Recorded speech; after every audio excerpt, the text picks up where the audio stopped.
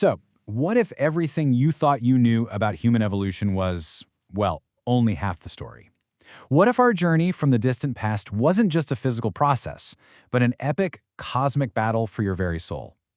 I was looking into some absolutely fascinating esoteric research today, and it paints a picture of human history where invisible, powerful spiritual forces clash, literally shaping our bodies and forging the very concept of human freedom. Welcome to this explainer. Today, we're diving headfirst into this wild, mind-bending framework known as cosmic breathing, based on the esoteric research of Rudolf Steiner. It suggests that human evolution is actually driven by massive, epochal shifts directed by spiritual beings. We're going to look at the specific interventions of Lucifer, Ahriman, and the Christ impulse, and how these forces supposedly shape the exact reality we experience right now. Here is our roadmap for today. 1. The cosmic breathing begins. 2. Lucifer and the material fall. 3. Ahriman and shadowy intellect. 4. The crisis of 333 AD. 5. The mystery of Golgotha. And finally, 6. A living future Earth. All right, part 1. The cosmic breathing begins. The timeline we're dealing with in these sources is absolutely staggering.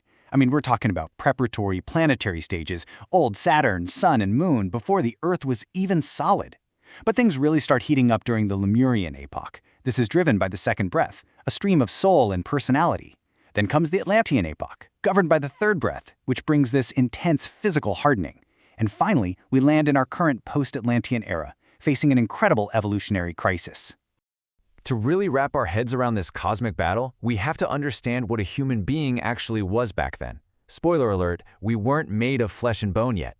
Before physical matter, we existed as something called the phantom.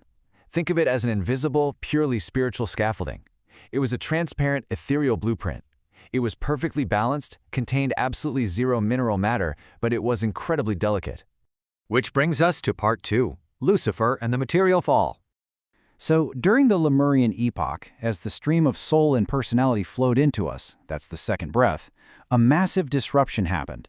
The Luciferic forces, often called the Tempter, literally swooped down in a fiery reddish-gold influx.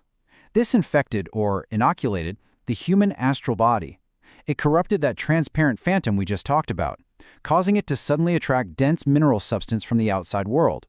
The phantom became opaque, tangible, and visible for the very first time.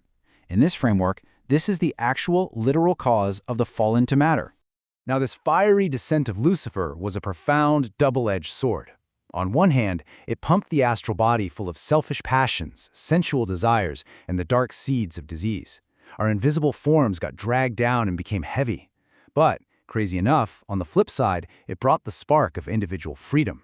By pulling humanity deeper into the material world than originally predestined, Lucifer essentially forced us to develop independence instead of just being blindly led by the gods. Moving on to part 3, Ahriman and shadowy intellect. During the third breath of evolution, a completely different force enters the ring. While Lucifer brought this fiery reddish-gold heat of passion, Ahriman's influence brings a cold, steely gray light. As the foggy, misty atmosphere of early Earth, sometimes referred to as Niflheim or Foghome, began to clear, Ahriman targeted the human intellect. He stripped away our natural clairvoyance, replacing it with a cold, shadowy intellect, and began hardening our soft forms. This Ahrimanic hardening was absolutely devastating for our spiritual awareness. Under Ahriman, the spirit of lies, our soft, waxy Atlantean bodies actually crystallized into rigid, solid bone systems. Our intellect became razor-sharp, sure, but it was now perfectly suited only for understanding dead things, like machinery and minerals. We became completely opaque to the spiritual world. The vibrant spiritual realm vanished from our view, appearing only as a gloomy, isolated realm of shades. We became spiritually blind. And that sets the stage for part 4, the crisis of 333 AD. For thousands of years, the upper part of the human astral body, which is our connection to higher spiritual beings, was totally dominant. But as human history marched toward the year 333 AD, the upper and lower parts equalized. And guys, this was not a peaceful Zen-like balance. It represented a critical failure point. It was the absolute peak of our declining evolution, where the forces of physical hardening and moral decadence hit their absolute max. The stakes literally couldn't have been higher here. According to these esoteric texts, without a massive intervention, the human race was facing total extinction. The Earth was at risk of becoming a completely barren wasteland. Why? Because human physical bodies were getting so incredibly dense and corrupted that souls descending from the spiritual world would simply be unable to inhabit them. Evolution was on the verge of totally failing. This brings us to our massive turning point, Part 5, the mystery of Golgotha. To stop this terrifying downward spiral, the sources describe an unprecedented cosmic remedy. A radiant sun being, the Christ, descended to do something the higher hierarchies had never done before: experience physical birth and death.